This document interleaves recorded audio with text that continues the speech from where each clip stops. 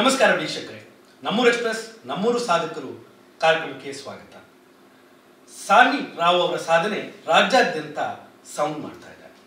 ಉತ್ತರ ಕನ್ನಡ ಜಿಲ್ಲೆ ಹೊನ್ನಾವರ ಪಟ್ಟಣದ ಸಾನ್ವಿ ಅವರ ಸಾಧನೆ ಬಗ್ಗೆ ಗ್ರಾಮಸ್ಥರು ಕೂಡ ಮೆಚ್ಚುಗೆ ವ್ಯಕ್ತಪಡಿಸ್ತಾ ಇದ್ದಾರೆ. ರಾಜ್ಯಾದ್ಯಂತ ಗಣ್ಯರು ಜನತೆ ಸಾನ್ವಿ ಅವರ ಈ ಸಾಧನೆಗೆ ಮೆಚ್ಚುಗೆ ಮಾತನಾಡ್ತಾ ಇದ್ದಾರೆ. ಇವತ್ತು ಈ ನಮ್ಮ ಕಾರ್ಯಕ್ರಮದಲ್ಲಿ ಖುದ್ದು ಸಾನ್ವಿ ಹಾಗೂ ಸಾನ್ವಿ ಅವರ ಪೋಷಕರು ನಮ್ಮ ಕಾರ್ಯಕ್ರಮದಲ್ಲಿದ್ದಾರೆ. ಅವರನ್ನ ಈ ಕಾರ್ಯಕ್ರಮಕ್ಕೆ ಸ್ವಾಗತಿಸೋಣ. ನಮಸ್ಕಾರ ಸರ್. ನಮಸ್ತೆ. ಸಾನ್ವಿ, ಹೇಳಿ, ನಿಮ್ಮ ಈ ಸಾಧನೆ ಬಗ್ಗೆ ಏನು ಅನಿಸುತ್ತೆ? ನನಗೆ ತುಂಬ ಖುಷಿ ಆಗ್ತಾ ಇದೆ ಈ ಸಾಧನೆ ಬಗ್ಗೆ. ಹಾಗೂ ಇದು ರಾಜ್ಯಕ್ಕೆ ಫಸ್ಟ್ ರ್ಯಾಂಕ್ ಬಂದಿರೋದು ನನ್ನ ಸಾಧನೆಗೆ ಮೊದಲನೇ ಹಂತ ಅಂತ ಅಂದ್ಕೊಂಡಿದ್ದೀನಿ. ಇದಕ್ಕಿಂತ ತುಂಬ ಜಾಸ್ತಿ ಮಟ್ಟದ ಸಾಧನೆ ಮಾಡಬೇಕು ಅಂತ ಹೇಳೋದು ನನ್ನ ಗುರಿ.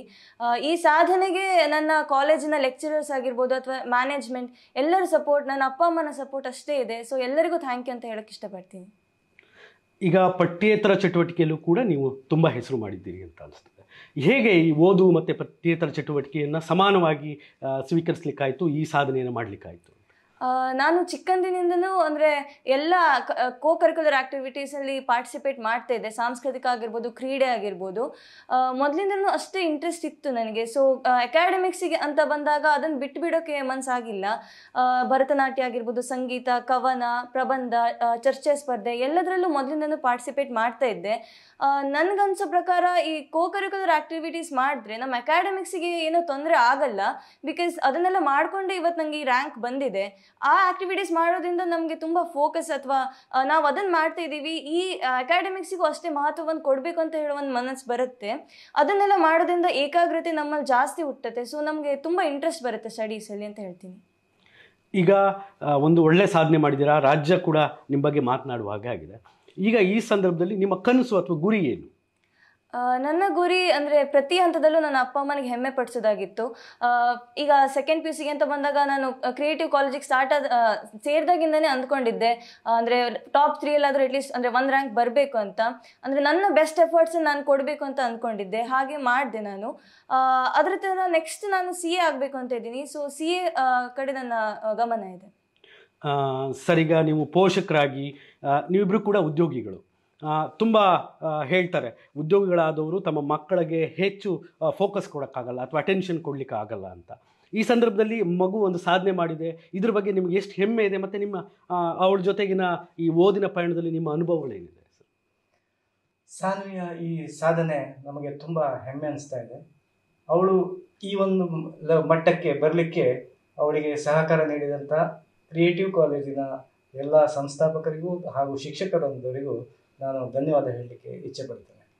ಅದಲ್ಲದೆ ಅವಳ ಈ ಒಂದು ಸಾಧನೆಯ ಹಿಂದೆ ಅವಳ MP ಸೊಸೈಟಿ ಕೇಂದ್ರೀಯ ವಿದ್ಯಾಶಾಲೆ ಹೊನ್ನಾವರದಲ್ಲಿ ಸಹ ಭದ್ರ ಬುನಾದಿಯನ್ನು ಅವರು ಹಾಕ್ಕೊಟ್ಟಿದ್ರು ಆವಾಗಲಿಂದನೂ ಅವಳು ಪ್ರತಿಯೊಂದು ಕಲ್ಚರಲ್ ಮತ್ತು ಅಕಾಡೆಮಿಕ್ ಎಲ್ಲ ಇದರಲ್ಲೂ ಭಾಗವಹಿಸ್ತಾ ಬಂದಿದ್ದು.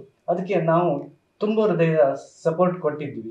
ಅದೇ ಥರನೇ ಅವಳು ಸಹ ಅದಕ್ಕೆ ಪ್ರತಿಯಾಗಿ ತನ್ನ ಎಲ್ಲ ಇದರಲ್ಲೂ ಅತ್ಯಮೂಲ್ಯವಾದ ಸಾಧನೆಯನ್ನು ಮಾಡ್ತಾ ಇದ್ದಾಳೆ. ಅದು ನಮಗೆ ತುಂಬ ಹೆಮ್ಮೆ ಆಗ್ತಾ ಇದೆ. ಅಮ್ಮ, ಮಗಳು ಒಂದು ಒಳ್ಳೆ ಸಾಧನೆ ಮಾಡಿದ್ದಾಳೆ. ಈ ಸಂದರ್ಭದಲ್ಲಿ ನಿಮ್ಮ ಖುಷಿ ಹೇಗೆ, ನಿಮಗೇನು ಅನಿಸುತ್ತೆ?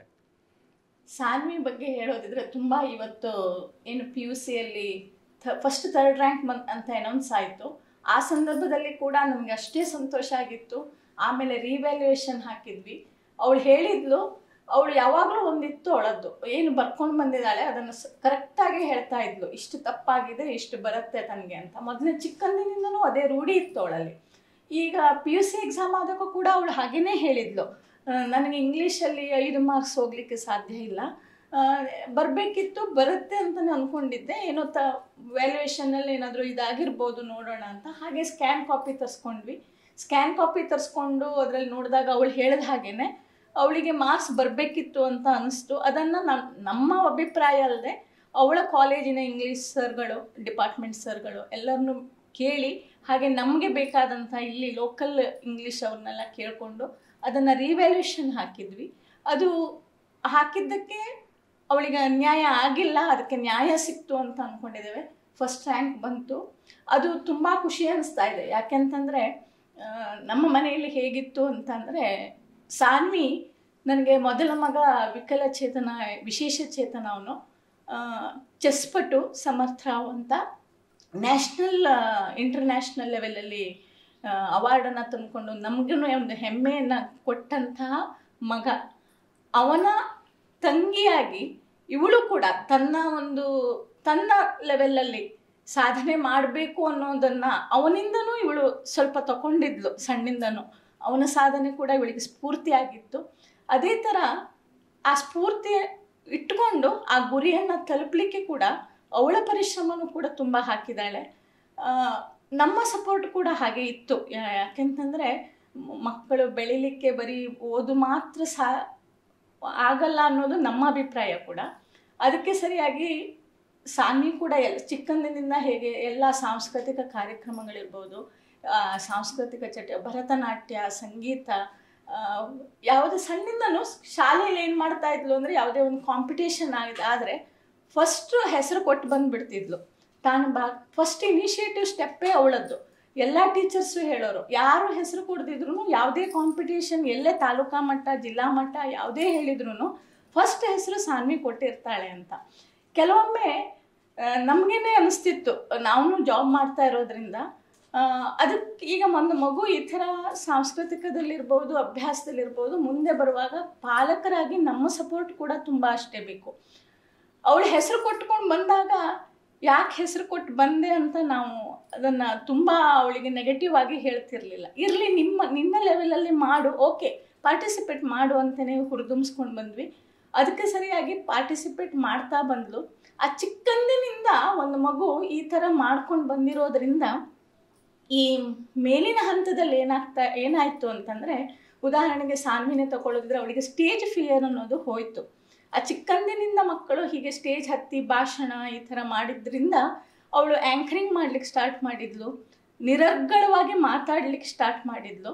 ಅದು ಒಂದು ಮಗುವಿನ ಸರ್ವಾಂಗೀಣ ಅಭಿವೃದ್ಧಿಗೆ ಬೇಕು ಅನ್ನೋದನ್ನು ನನ್ನ ಮಗಳು ನಮಗೂ ಸಹಿತ ತೋರಿಸ್ಕೊಟ್ಲು ಅನ್ನೋದು ನನಗೆ ಸಂತೋಷ ಕೊಟ್ಟಿದೆ. ಅವಳ ಸಾಂಸ್ಕೃತಿಕ ಚಟುವಟಿಕೆ ಇರ್ಬೋದು, ಸಂಗೀತ, ಭರತನಾಟ್ಯ ಎಲ್ಲವನ್ನು. ಮತ್ತೊಂದು ಏನು ವಿಶೇಷ ಇತ್ತು ಅಂತಂದರೆ, ಅವಳು 5ನೇ ಕ್ಲಾಸ್ನಿಂದ ಅಣ್ಣನಿಗೆ ವಿಶೇಷ ಚೇತನ ಆಗಿರೋದ್ರಿಂದ ಅವನಿಗೆ ಸ್ಕ್ರೈಬರ್ ಆಗಿ ಬರೀಲಿಕ್ಕೆ 5th ಸ್ಟ್ಯಾಂಡರ್ಡಿಂದ ಸ್ಟಾರ್ಟ್ ಮಾಡಿದ್ಲು. ಅವನು ಫಸ್ಟ್ PUC ಓದ್ತಾ ಇದ್ದ. ಫಸ್ಟ್ PUCಯಿಂದ ಎವ್ರಿ ಟೆಸ್ಟ್, ಮಂತ್ಲಿ ಟೆಸ್ಟಿಂದ ಹಿಡಿದು ಎಲ್ಲವನ್ನೂ ಇವಳು ಹೋಗಿ ಬರಿತಾ ಇದ್ಲು. ಅವಳಲ್ಲಿ ಒಂದು ಗುರಿಯನ್ನು ಸಾಧಿಸೋದು ಇದು ನಾವು ಹೇಳಿ ಬಂದಿದ್ದಲ್ಲ, ಅವಳ ಒಂದು ಮೈಂಡಿಗೆ ಬಂದಿದ್ದು. ಅವಳು ಹೇಗೆ ಮಾಡ್ತಿದ್ಲು ಅಂತಂದರೆ, ಬೆಳಿಗ್ಗೆ ಅಣ್ಣನ ಎಕ್ಸಾಮ್ ಟೆಸ್ಟ್ ಬರ್ಕೊಂಡು ಬರ್ತಿದ್ಲು. ಮಧ್ಯಾಹ್ನ ಹೋಗಿ ಅವಳಿಗೇನಾದರೂ ಟೆಸ್ಟ್ಗಳೋ, ಮಿಡ್ ಟರ್ಮ್ ಎಕ್ಸಾಮ್ಸೋ, ಆ್ಯನ್ಯುವಲ್ಲೋ ಇದ್ದರೆ ಮಧ್ಯಾಹ್ನ ಹೋಗಿ ಅವಳ ಎಕ್ಸಾಮು ಬರ್ತಾ ಇದ್ಲು. ಇದು ವಿಶೇಷ. ಈಗ ಸಾಮಾನ್ಯವಾಗಿ ಮಕ್ಕಳು ಅಂದರೆ ಈ ಥರದ್ದಕ್ಕೆ ಒಗ್ಗಿಕೊಳ್ಳಿಕ್ಕೆ ಇಷ್ಟಪಡಲ್ಲ. ಬೇರೆ ಆಟಗಳಿಗೆ ಹೋಗಬೇಕು, ತಮಗೆ ತಪ್ಪು ಹೋಗುತ್ತೆ, ಆ ಥರ ಇರುತ್ತೆ. ಬಟ್ ಆ ಡೆಡಿಕೇಶನ್ನು, ಆ ಒಂದು ಕನ್ಸರ್ನು, ಒಂದು ಮಾನವೀಯತೆ ಎಲ್ಲವೂ ಈ ಎಲ್ಲದರೊಟ್ಟಿಗೆ ಬೆಳೆದು ಬರುತ್ತೆ ಮಕ್ಕಳಲ್ಲಿ ಅನ್ನೋದು ನನ್ನ ಅಭಿಪ್ರಾಯ.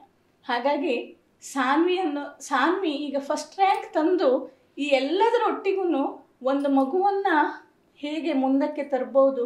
ತುಂಬ ಮಂದಿ ಹೇಳ್ತಿದ್ರು ನಮಗೆ, ಈ ಥರ ಎಲ್ಲದರಲ್ಲೂ ಭಾಗವಹಿಸ್ತೀರಾ, ಅಕಾಡೆಮಿಕ್ಕಿಗೆ ತುಂಬ ಅದು ಎಫೆಕ್ಟ್ ಆಗಬಹುದು, ಭರತನಾಟ್ಯ ಬಿಡಿಸಿ, ಸಂಗೀತ ಬಿಡಿಸಿ, ಈ ಥರ ನಮಗೇನು ತುಂಬ ಸಾಮಾಜಿಕವಾಗಿ ಸಮಾಜದಲ್ಲಿ ಈ ಥರ ಮಾತುಗಳು ಪಾಲಕರು ಕೇಳಬೇಕಾಗತ್ತೆ.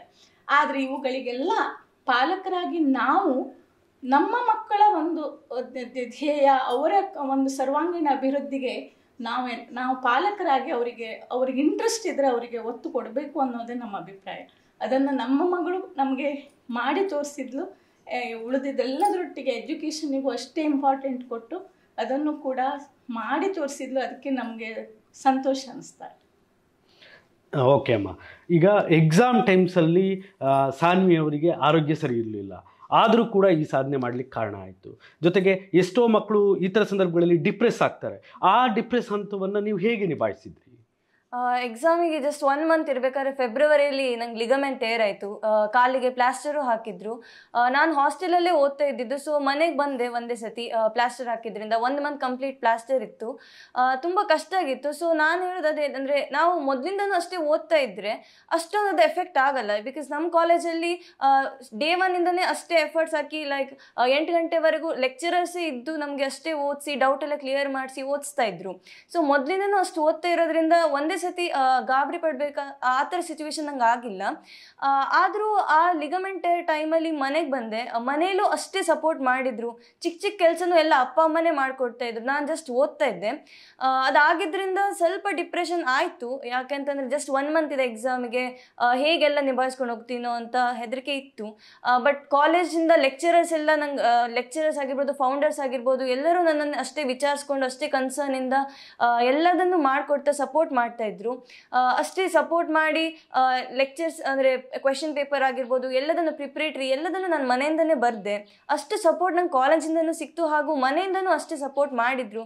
ಇದೇನು ನಿನ್ನ ಎಕ್ಸಾಮಿಗೆ ಇದೇನು ತೊಂದರೆ ಆಗಲ್ಲ, ನಿನ್ನ ಹತ್ರ ಇನ್ನೂ ಮಾಡುವಂಥ ಶಕ್ತಿ ಇದೆ ಅಂತ ಎಲ್ಲರೂ ನನಗೆ ಅಷ್ಟೇ ಹುರಿದುಂಬಿಸಿದ್ರು. ಆದ್ದರಿಂದ ನನಗೆ ತುಂಬ ಪ್ರೇರಣೆ ಸಿಕ್ಕಿತ್ತು ಅಂತ ಹೇಳ್ತೀನಿ. ಈಗ ಸಾನ್ವಿ ಅವರೇ, ಈ ಕಾಲೇಜು ಕಾರ್ಕಳದ ಕ್ರಿಯೇಟಿವ್ ಕಾಲೇಜು ನಿಮ್ಮ ಒಂದು ಈ ಸಾಧನೆಗೆ ಹೇಗೆ ಪ್ರೇರಣೆ ಅಥವಾ ಮಾರ್ಗದರ್ಶನವನ್ನು ನೀಡಿತು? ಜೊತೆಗೆ ನಿಮಗೆ ಈ ಒಂದು ಸಾಧನೆಗೆ ಕಾರಣ ಹೇಗಾಯಿತು ಅಂತ?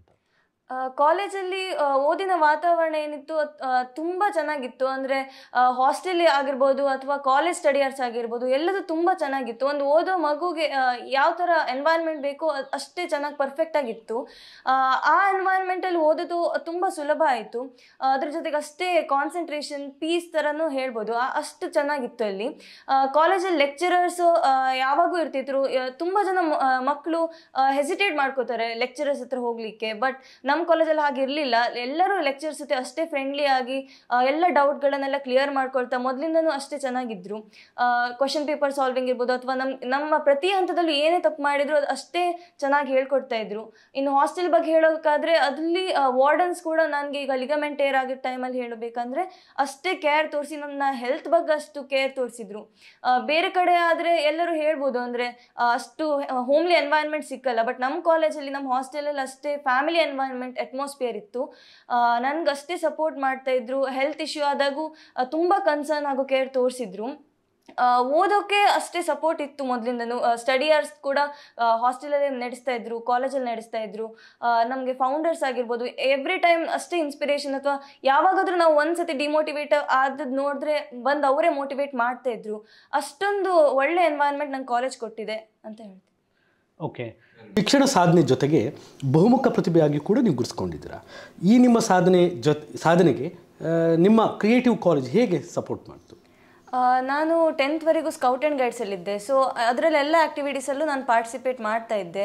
ಕಾಲೇಜಿಗೆ ಜಾಯ್ನ್ ಆದ ತಕ್ಷಣ ನನಗೆ ರಾಜ್ಯ ಪುರಸ್ಕಾರ ಅವಾರ್ಡಿನ ಎಕ್ಸಾಮ್ ಇತ್ತು. ಅದಕ್ಕೂ ಸಹ ನಮ್ಮ ಕಾಲೇಜ್ ನನಗೆ ಅಷ್ಟೇ ಸಪೋರ್ಟ್ ಮಾಡಿ ಅದಕ್ಕೆ ಎಕ್ಸಾಮಿಗೆ ಹೋಗೋಕ್ಕೆ ಅವಕಾಶ ಮಾಡಿಕೊಟ್ಟಿದೆ. ಅದಕ್ಕೆ ನಾನು ತುಂಬ ಥ್ಯಾಂಕ್ ಯು ಅಂತ ಹೇಳೋಕ್ಕೆ ಇಷ್ಟಪಡ್ತೀನಿ. ಅದ್ರ ಜೊತೆಗೆ ಎಲ್ಲ ಇಂಟರ್ ಕಾಲೇಜ್ ಅಥವಾ ಇಂಟರ್ ಡಿಸ್ಟ್ರಿಕ್ಟ್ ಇರ್ಬೋದು, ರಾಜ್ಯ ಮಟ್ಟದವರೆಗೂ ಎಲ್ಲ ಕಾಂಪಿಟೇಷನ್ಸ್ ಆಗಿರ್ಬೋದು, ಭರತನಾಟ್ಯ ಆಗಿರ್ಬೋದು, ಇಲ್ಲ ಸ್ಪೀಚ್, ಎಸ್ಸೆ, ಪ್ರಬಂಧ ಎಲ್ಲದಕ್ಕೂ ನನಗೆ ಅಷ್ಟೇ ಮೋಟಿವೇಟ್ ಮಾಡಿ ನನಗೆ ಯಾವಾಗೂ ಅದಕ್ಕೆ ಬೇಡ ಅಂತ ಹೇಳಿಲ್ಲ. ಜಸ್ಟ್ ಅಕಾಡೆಮಿಕ್ಸ್ ಮಾಡೋಂತ ಯಾವಾಗೂ ನಮ್ಮ ಕಾಲೇಜ್ ಮಾಡಿಲ್ಲ. ಎಲ್ಲ ಆ್ಯಕ್ಟಿವಿಟೀಸಲ್ಲೂ ಪಾರ್ಟಿಸಿಪೇಟ್ ಮಾಡೋಂಗೆ ನಮ್ಗೆ ಅಷ್ಟು ಸಪೋರ್ಟ್ ಮಾಡಿದೆ. ಹಾಗೂ ನಾನು ಅದ್ರ ಜೊತೆಗೆ ಸೆಕೆಂಡ್ ಇಯರಲ್ಲೇ ಯಕ್ಷಗಾನ ಕ್ಲಾಸಸ್ ಸಹ ಕಂಡಕ್ಟ್ ಮಾಡಿತ್ತು. ಯಾವ ಕಾಲೇಜಲ್ಲೂ ಈ ಥರ ಅಂದರೆ ಸ್ಕೂಲ್ ಅಕಾಡೆಮಿಕ್ಸ್ ಜೊತೆಗೆ ಯಕ್ಷಗಾನ ಈ ಥರ ಕರಿಕ್ಯುಲರ್ ಆ್ಯಕ್ಟಿವಿಟೀಸ್ಗಳನ್ನು ಕ್ಲಾಸ್ ಥರ ಕಂಡಕ್ಟ್ ಮಾಡೋದು ತುಂಬ ಕಡಿಮೆ. ನಮ್ಮ ಕಾಲೇಜ್ ಅದರದ್ದು ಅವಕಾಶ ಮಾಡಿಕೊಟ್ಟು ನಮಗೆ ಫಸ್ಟ್ ಟೈಮ್ ಯಕ್ಷಗಾನಕ್ಕೆ ಅಂದರೆ ಸ್ಟೇಜನ್ನು ಹತ್ತುವಂಗೆ ಅಷ್ಟು ಕೆಪೇಬಲ್ ಆಗಿ ಮಾಡಿಸ್ಕೊಟ್ಟಿದೆ. ಅದರ ಜೊತೆಗೆ NSS ಆಗಿರ್ಬೋದು, ಸ್ಕೌಟ್ಸ್ ಆ್ಯಂಡ್ ಗೈಡ್ಸಿಗೆ ನನಗೆಲ್ಲದಕ್ಕೂ ಸಪೋರ್ಟ್ ಮಾಡಿಕೊಟ್ಟಿದೆ. ಇದರಿಂದ ನಾನು ನನ್ನ ಸಮಾಜದಲ್ಲಿ ಬೆರೆಯೋಕ್ಕೆ ಒಂದು ಅವಕಾಶ ಮಾಡಿಕೊಟ್ಟಿದೆ. ಈಗ ನೀವು ನಿಮ್ಮ ಶಿಕ್ಷಣದ ಜರ್ನಿ ಜೊತೆಗೆ ನಿಮಗೆ ಆರೋಗ್ಯ ಸರಿಯಿಲ್ಲದಿದ್ದಾಗ ಇಂಥ ಸಂದರ್ಭದಲ್ಲಿ ನಿಮ್ಮ ಸ್ನೇಹಿತರು ಹೇಗೆ, ನಿಮ್ಮ ಜೊತೆ ಸಹಪಾಠಿಗಳು ಹೇಗೆ ನಿಮಗೆ ಬೆಂಬಲವನ್ನು ನೀಡಿದರು? ನನ್ನ ಸ್ನೇಹಿತರಿಗೆ ಅವ್ರು ತುಂಬ ಅಂದರೆ ತುಂಬ ಹೆಲ್ಪ್ ಮಾಡಿದ್ದಾರೆ. ಎಕ್ಸಾಮ್ ಟೈಮಿಗೂ ನಾನು ವಾಕರ್ ಹಿಡ್ಕೊಂಡು ಹೋಗಿದ್ದು ಬೋರ್ಡ್ ಎಕ್ಸಾಮಿಗೆ, ಆವಾಗೂ ಅಷ್ಟೇ ಸಪೋರ್ಟ್ ಮಾಡಿದರು, ಯಾವಾಗೂ ನನ್ನ ಜೊತೆಗೆ ಇದ್ದರು ಅವರೆಲ್ಲ. ಹಾಗೂ ನನ್ನ ಅಕಾಡೆಮಿಕ್ ಸ್ವಲ್ಪ ಹಿಂದೆ ಬಿದ್ದಿದ್ರು ಅಥವಾ ಯಾವ್ದಾದ್ರು ಕಾಂಪಿಟೇಷನಿಗೆ ಹೋದಾಗಿರ್ಬೋದು, ಇಲ್ಲಾಂತಂದರೆ ಈ ಲಿಗಮೆಂಟ್ ಏರ್ ಟೈಮಲ್ಲಿ ಇರ್ಬೋದು, ಎಲ್ಲ ಟೈಮಲ್ಲೂ ನನ್ನ ಜೊತೆಗಿದ್ದು ಅಥವಾ ಯಾವುದಾದ್ರೂ ಕಲಿಕೆಯಲ್ಲಿ ಹಿಂದೆ ಬಿದ್ದಿದ್ರೆ ಅದಕ್ಕೂ ಸ್ವಲ್ಪ ಹೆಲ್ಪ್ ಮಾಡಿ ಯಾವಾಗೂ ನನಗೆ ಹೆಲ್ಪ್ ಮಾಡ್ತಾಯಿದ್ರು. ಅವರಿಗೆ ತುಂಬ ಥ್ಯಾಂಕ್ ಯು ಹೇಳ್ತೀನಿ. ಈಗ ನ್ಯಾಷನಲ್ ಲೆವೆಲ್ ಭರತನಾಟ್ಯದಲ್ಲಿ ನೀವು ಪ್ರಶಸ್ತಿಯನ್ನು ಪಡ್ಕೊಂಡಿದ್ದೀರಾ, ಜೊತೆಗೆ ಸ್ಕೌಟ್ ಆ್ಯಂಡ್ ಗೈಡ್ಸ್ನಲ್ಲಿ ರಾಜ್ಯಪಾಲರ ಪ್ರಶಸ್ತಿಯನ್ನು ಪಡ್ಕೊಂಡಿದ್ದೀರಾ, ಹೀಗೆ ಅನೇಕ ಪ್ರಶಸ್ತಿಗಳನ್ನ ಪಡ್ಕೊಂಡಿದ್ದೀರಾ, ನಾವೀಗ ನೋಡಿದ್ದೇವೆ. ಈ ಒಂದು ಜರ್ನಿಯನ್ನು ಮತ್ತೆ ಹೇಗೆ ಈ ನಿಮ್ಮ ಸ್ಟಡೀಸು ಮತ್ತು ನಿಮ್ಮ ಫ್ಯಾಮಿಲಿ ಜೊತೆಗೆ ಇದು ಹೇಗೆ ಮುಂದುವರಿಸುವ ಅಭಿಪ್ರಾಯ ಇದೆ ನಿಮಗೆ? ನಾನು ಸ್ಕೂಲಿಂದನೂ ಇದೆಲ್ಲ ಆ್ಯಕ್ಟಿವಿಟೀಸ್ ಮಾಡಿಕೊಂಡು ಅಕಾಡೆಮಿಕ್ಸ್ ಮಾಡಿರೋದ್ರಿಂದ ಇದನ್ನು ಬಿಡೋಕ್ಕೆ ನಂಗೆ ತುಂಬ ಅಂದರೆ ಮನಸ್ಸಿಲ್ಲ. ಇನ್ನು ಮುಂದೆ ಇದನ್ನು ಕಂಟಿನ್ಯೂ ಮಾಡ್ತೀನಿ. ಇದೆಲ್ಲ ಮಾಡೋದ್ರಿಂದ ಸ್ಟ್ರೆಸ್ ರಿಲೀಫ್ ಆಗುತ್ತೆ. ಅಂದರೆ ಎಷ್ಟೇ ನಾವು ಓದಿದ್ರೂ ಮಧ್ಯದಲ್ಲಿ ಇದೆಲ್ಲ ಆ್ಯಕ್ಟಿವಿಟೀಸ್ ಮಾಡಿದಾಗ ಅಷ್ಟೇ ನಮ್ಗೆ ರಿಲೀಫ್ ಅನಿಸುತ್ತೆ, ಇನ್ನೂ ಇಂಟ್ರೆಸ್ಟ್ ಹೆಚ್ಚಾಗತ್ತೆ, ಅಷ್ಟು ಒತ್ತಡ ಬೀಳಲ್ಲ ನಮ್ಮ ಮೇಲೆ. ಹಾಗೂ ಇದೆಲ್ಲ ಆ್ಯಕ್ಟಿವಿಟೀಸ್ ಮಾಡೋದ್ರಿಂದ ಒಂದು ವ್ಯಕ್ತಿತ್ವ ಬೆಳವಣಿಗೆ ಆಗುತ್ತೆ. ಜಸ್ಟ್ ಪುಸ್ತಕದ ಹುಳು ಹಾಕೊಂಡು ಕೂತ್ಕೊಂಡ್ರೆ ಏನು ಲಾಭ ಇಲ್ಲ ಒಂದು ವಿದ್ಯಾರ್ಥಿಗೆ.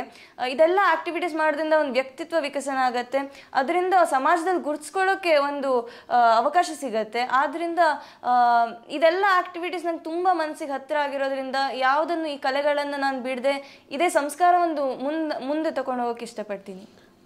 ಈಗ ಇವತ್ತಿನ ಜನ್ರೇಷನ್ ನಿಮ್ಗೆ ಗೊತ್ತೇ ಇದೆ, ಹೆಚ್ಚು ಪರ್ಸೆಂಟೇಜ್ ಜನ ಸೋಷಿಯಲ್ ಮೀಡಿಯಾದಲ್ಲಿ ಇನ್ವಾಲ್ವ್ ಆಗಿರ್ತಾರೆ. ಸಾಮಾಜಿಕವಾಗಿ ಅವರಿಗೆ ಎಷ್ಟೋ ವಿಚಾರಗಳು ಗೊತ್ತಿರಲ್ಲ ನಿಮ್ಮ ಏಜ್ ಬೇಸಲ್ಲಿ. ಈ ಬಗ್ಗೆ ನೀವೇನು ಹೇಳ್ತೀರಾ? ಸೋಷಿಯಲ್ ಮೀಡಿಯಾನ ನಾವು ಹೇಗೆ ಯೂಸ್ ಮಾಡ್ತೀವಿ ಅದ್ರ ಮೇಲೆ ಡಿಪೆಂಡ್ ಆಗುತ್ತೆ. ಎಷ್ಟೋ ಜನ ಅದರಿಂದ ಹಾಳಾದವರು ಇದ್ದಾರೆ, ಬಟ್ ಅಷ್ಟು ಜನ ಅದನ್ನು ಅಷ್ಟೇ ಬೆನಿಫಿಟ್ ತಗೊಂಡು ಅಷ್ಟೇ ಗುರ್ಸ್ಕೊಂಡವ್ರು ಇದ್ದಾರೆ. ಈಗ ಸೋಷಿಯಲ್ ಮೀಡಿಯಾದಲ್ಲಿ ನಾವು ಯಾವುದನ್ನು ನೋಡ್ತೀವಿ ಅದು ಇಂಪಾರ್ಟೆಂಟ್ ಆಗುತ್ತೆ. ಈಗ ನಾನು ಮನೆಗೆ ಬಂದಾಗೂ ನಾನು ಯೂಸ್ ಮಾಡಲೇ ಇಲ್ಲ ಅಂತ ನಾನು ಹೇಳಲ್ಲ, ಬಟ್ ಯೂಸ್ ಮಾಡಿದಾಗ ಅದನ್ನು ಯಾವ ಲಿಮಿಟಲ್ಲಿ ಮಾಡ್ತೀವಿ, ಯಾವುದಕ್ಕೋಸ್ಕರ ಮಾಡ್ತೀವಿ ಅಂತ ಹೇಳೋದು ಇಂಪಾರ್ಟೆಂಟ್. ಸೊ ಅದನ್ನು ನಾವು ಓದೋದು ಎಷ್ಟೋ ಒಂದು ವಿಷಯದಲ್ಲಿ ನಾವು ಕಲಿತೀವಿ, ಅಥವಾ ನಮ್ಮ ಇಂಟ್ರೆಸ್ಟ್, ಈಗ ಯಾವುದೇ ಕಲೆ ಆಗಿರ್ಬೋದು ಅದನ್ನು ಸಹ ನಾವು ಸೋಷಿಯಲ್ ಮೀಡಿಯಾದಿಂದ ಕಲಿಬೋದು. ನಾವು ಯಾವುದಕ್ಕೆ ಯೂಸ್ ಮಾಡ್ತೀವಿ ಅಂತ ಹೇಳೋದು ಇಂಪಾರ್ಟೆಂಟ್. ಸೊ ನಮ್ಮ ಗುರಿಯತ್ತ ನಾವು ಫೋಕಸ್ಡ್ ಆಗಿದ್ದಾಗ ಬೇರೆ ಡಿಸ್ಟ್ರಾಕ್ಷನ್ಸ್ಗಳಿಗೆ ನಾವು ಅಷ್ಟು ಹೋಗಲ್ಲ. ಸೊ ನಮ್ಮನ್ನು ನಾವು ಅಷ್ಟೇ ಬೆಳವಣಿಸ್ಕೊಂಡು ಅಷ್ಟು ಫೋಕಸ್ ಆಗಿದ್ದರೆ ಸೋಷಿಯಲ್ ಮೀಡಿಯಾನು ಒಳ್ಳೆ ರೀತಿಯಲ್ಲೇ ಯೂಸ್ ಮಾಡ್ಬೋದು. ಈಗ ನೀವು ಸಾಧನೆ ಮಾಡಿದ್ದೀರಾ, ಜೊತೆಗೆ ನಿಮ್ಮ ಥರನೇ ರಾಜ್ಯ ಮಟ್ಟದಲ್ಲಿ ಅನೇಕ ವಿದ್ಯಾರ್ಥಿಗಳು ತುಂಬ ಒಳ್ಳೆಯ ಸಾಧನೆಗಳನ್ನು ಮಾಡಿದ್ದಾರೆ. ಆದರೆ ನಿಮ್ಮ ಕಿರಿಯರಿಗೆ ಅಂದರೆ ಜೂನಿಯರ್ಸ್ಗೆ ಏನು ಮೋಟಿವೇಶನ್ ಅಥವಾ ಏನು ಸಲಹೆಯನ್ನು ನೀವು ನೀಡಲಿಕ್ಕೆ ಬಯಸ್ತೀರಾ? ತುಂಬ ಜನ ಅಂದರೆ ಫಸ್ಟಿಂದ ಓದಲ್ಲ, ಅಷ್ಟು ಮೊದಲಿಂದನೂ ಓದಿ, ಬಟ್ ಇಡೀ ದಿನ ಓದಿ ಅಂತ ನಾನು ಹೇಳಲ್ಲ.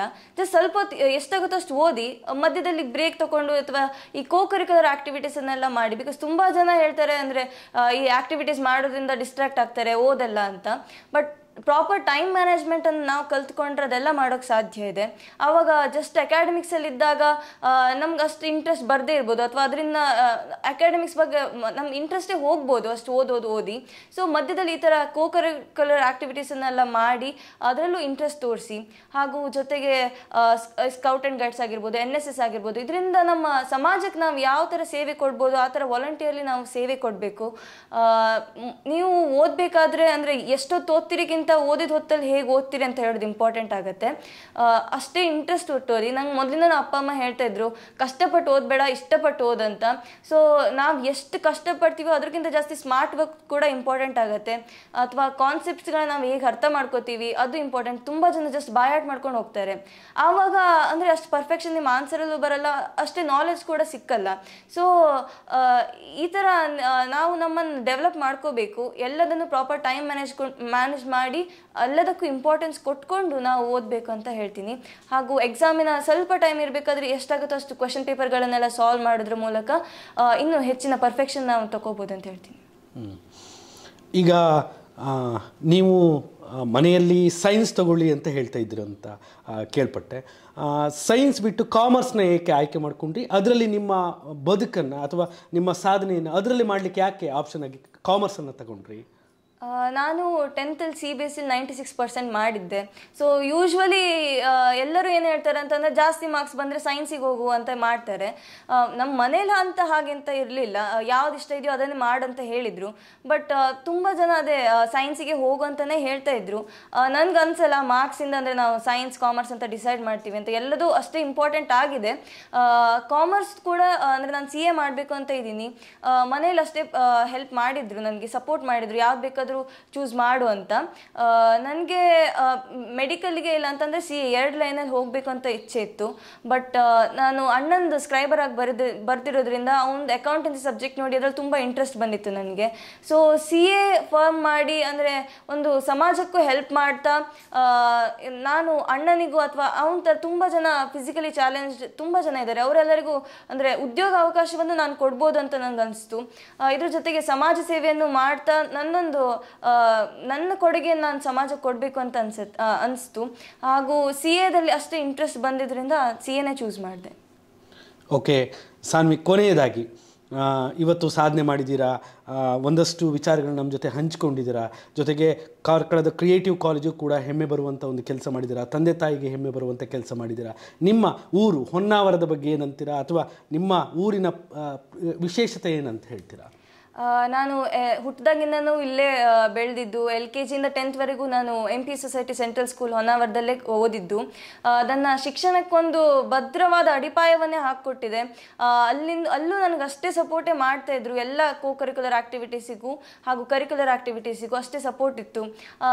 ನಮ್ಮ ಊರಿನ ಜನರು ಕೂಡ ಅಷ್ಟೇ ವೆಲ್ ವಿಶಸ್ ಮಾಡ್ತಾರೆ. ಎಲ್ಲರೂ ಅಥವಾ ನನಗೆ ಯಾವುದಾದ್ರೂ ಕಾಂಪಿಟೇಷನ್ ಇದ್ದರೆ ಅವರು ನನಗೆ ಕರಿತಾ ಇದ್ರು. ಸೊ ಎಲ್ಲರಿಂದನೂ ಅಷ್ಟೇ ಸಪೋರ್ಟ್ ಸಿಕ್ಕಿದೆ. ಎಲ್ಲರೂ ತುಂಬ ಅವ್ರು ವೆಲ್ ವಿಶಸ್ಸನ್ನು ಕೊಡ್ತಾ ನನಗೆ ಮೋಟಿವೇಟ್ ಮಾಡ್ತಾ ಇದ್ರು. ಸೊ ಎಲ್ಲರಿಗೂ ತುಂಬ ಥ್ಯಾಂಕ್ ಯು ಅಂತ ಹೇಳೋಕ್ಕೆ ಇಷ್ಟಪಡ್ತೀನಿ. ಕೊನೆಯದಾಗಿ ಸರ್, ನಿಮ್ಮ ಮಗಳ ಸಾಧನೆಯ ಬಗ್ಗೆ ನಾವಿಷ್ಟು ವಿಚಾರಗಳನ್ನು ಹಂಚಿಕೊಂಡಿದ್ದೇವೆ.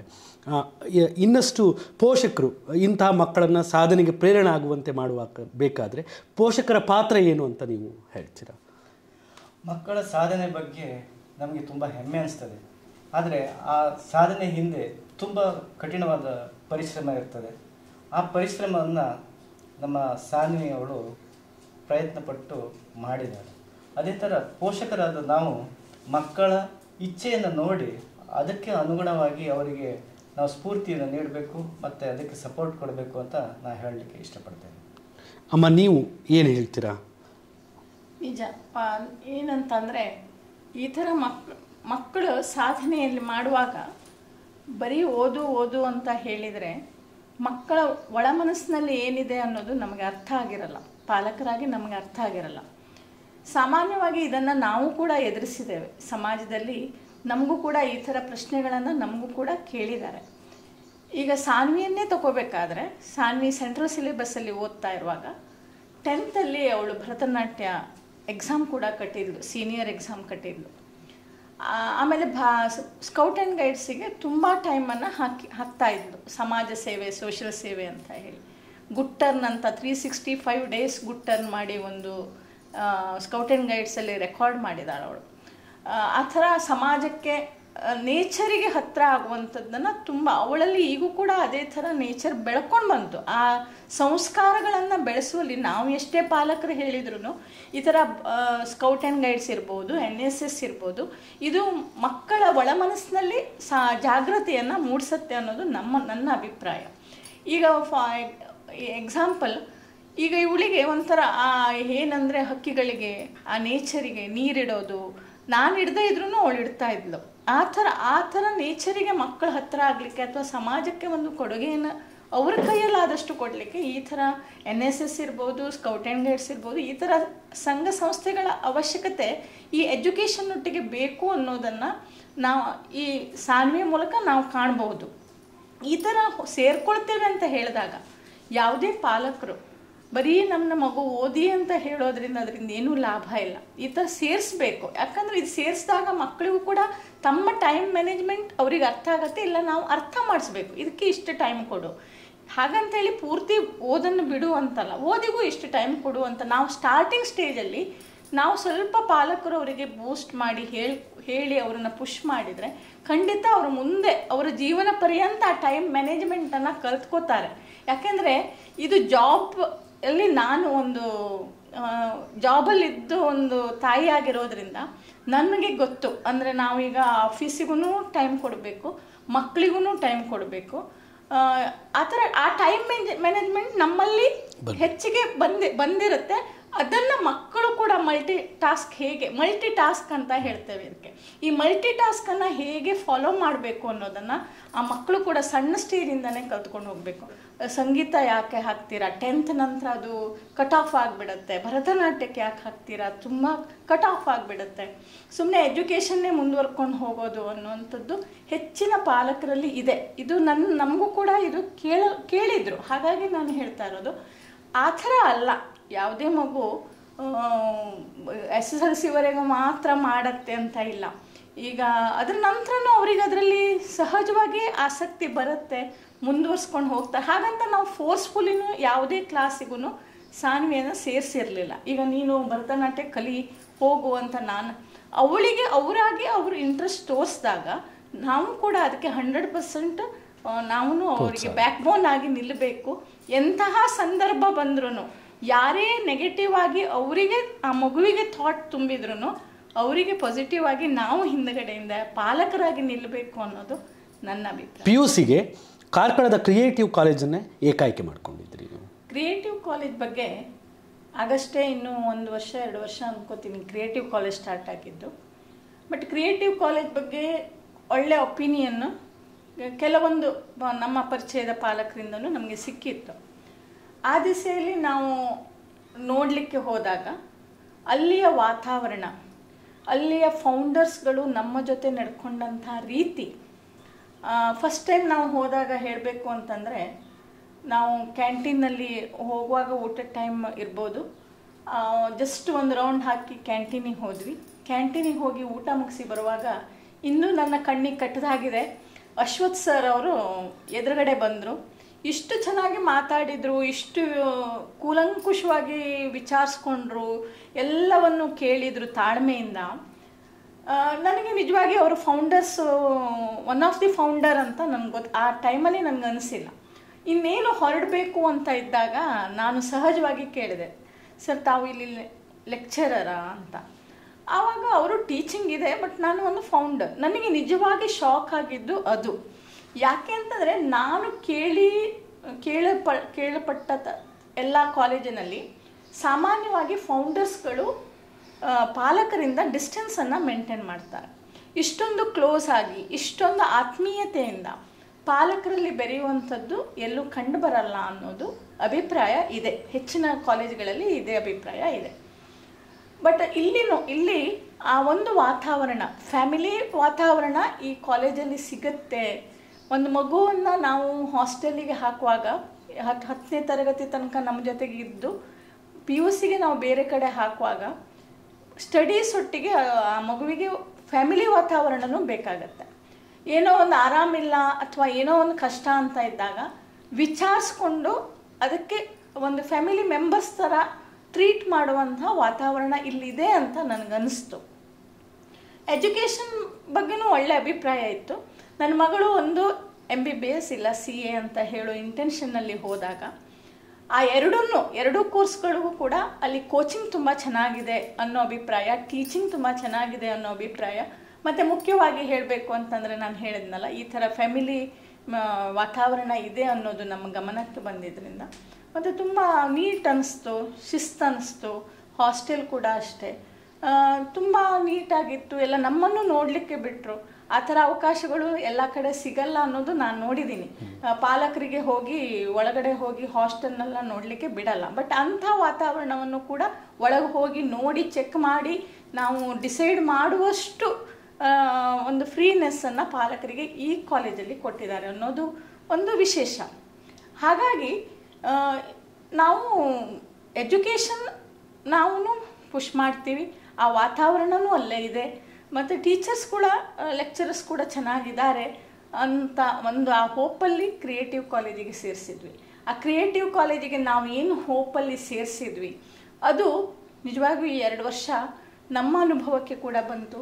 ನಾವು ಅಂದ್ಕೊಂಡಿದ್ದನ್ನು ಅಲ್ಲಿಯ, ಈಗ ಅವಳಿಗೆ ಲಿಗಮೆಂಟ್ ಟೇರ್ ಆಗಿರ್ಬೋದು, ಅಂಥ ಸಂದರ್ಭದಲ್ಲಿ ಎಕ್ಸಾಮ್ ಟೈಮಲ್ಲಿ ಅವಳು ಮನೆ ಬಿಟ್ಟು ಹಾಸ್ಟೆಲಿಗೆ ಹೋದಾಗ ಅವಳ ಕಾಮರ್ಸ್ ಲೆಕ್ಚರರ್ಸ್ ಬಂದು ಹಾಸ್ಟೆಲಿನ ರೂಮ್ ಹತ್ರ ಬಂದು ಅವಳು ಡಿಪ್ರೆಷನ್, ಸಹಜವಾಗಿ ಒಂದು ಮಗು ಈ ಥರ ಕಾಯಿಲೆ ಬಿದ್ದಾಗ, ಎಕ್ಸಾಮ್ ಹತ್ತಿರ ಇದ್ದಾಗ, ಏನೋ ಹೈ ಲೆವೆಲ್ ಒಂಥರ ಏನೋ ಒಂದು ಗುರಿ ಇಟ್ಕೊಂಡಾಗ ಡಿಪ್ರೆಷನ್ನಿಗೆ ಹೋಗೋದು ಸಹಜ. ಮಗು ಡಿಪ್ರೆಷನ್ನಿಗೆ ಹೋಗೋದ್ರ ಜೊತೆಗೆ ದೂರ ಇದ್ದ ನಮ್ಮಂಥ ಪಾಲಕರು ಕೂಡ ನಾವು ಡಿಪ್ರೆಷನ್ನಿಗೆ ಹೋಗ್ಬಿಡ್ತೀವಿ. ಏನಾಗತ್ತೇನೋ, ಮಗಳನ್ನು ಅಲ್ಲಿ ಬಿಟ್ಟಿದ್ದೇನೆ, ಈ ಥರದ್ದೆಲ್ಲ ಮನಸ್ಸಿಗೆ ಬರ್ತಾ ಇರುತ್ತೆ. ಬಟ್ ಅಲ್ಲಿ ಕಾಮರ್ಸಿನ ಎಲ್ಲ ಲೆಕ್ಚರರ್ಸ್ಗಳು ಅವಳ ಹಾಸ್ಟೆಲಿನ ರೂಮ್ ಹತ್ರ ಹೋಗಿ ಅವಳಿಗೆ ಮೋಟಿವೇಟ್ ಮಾಡಿದಂಥ ಶಬ್ದಗಳನ್ನು ನಾವೇನು ಕೇಳಿಲ್ಲ. ಬಟ್ ಆ ನಂತರದಲ್ಲಿ ನನ್ನ ಮಗಳು ಬಂದು ಹೀಗೆ ಸರ್ಗಳು ಇಂತಿಂಥ ಮೋಟಿವೇಶನ್ ಶಬ್ದಗಳನ್ನು ನನಗೆ ಹೇಳಿದರು ಅಂತ ಅಂದಾಗ ನಿಜವಾಗೂ ನನಗೆ ಸಾರ್ಥಕ ಅನ್ನಿಸ್ತು.